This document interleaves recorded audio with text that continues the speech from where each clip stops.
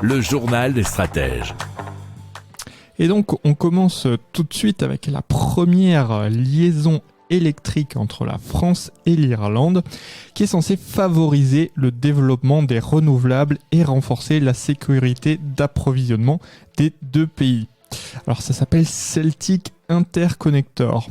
Elle a été déclarée d'utilité publique et selon westfrance.fr, les travaux de création d'une liaison électrique sous-marine et souterraine à courant continu à 320 000 volts entre la station de conversion en Irlande et la station de conversion située à la Martyre vont bientôt débuter.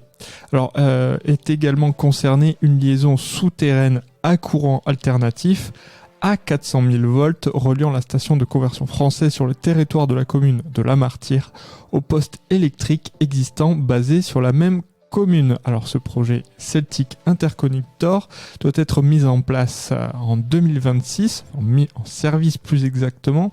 C'est le gestionnaire du réseau électrique français RTE ainsi que son homologue irlandais Airgrid qui l'ont annoncé.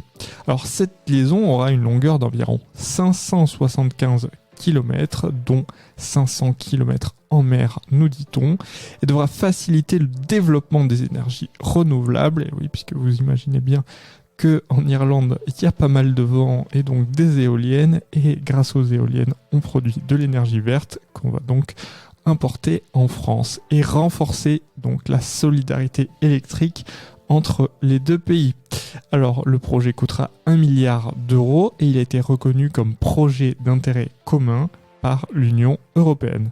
Si vous aimez cette revue de presse, vous pouvez vous abonner gratuitement à notre newsletter qui s'appelle La Lettre des Stratèges, LLDS, qui relate, et cela gratuitement, du lundi au vendredi, l'actualité économique, technologique, énergétique, mais aussi de l'hydrogène et puis de tout ce qu'on trouvera super intéressant pour votre vie.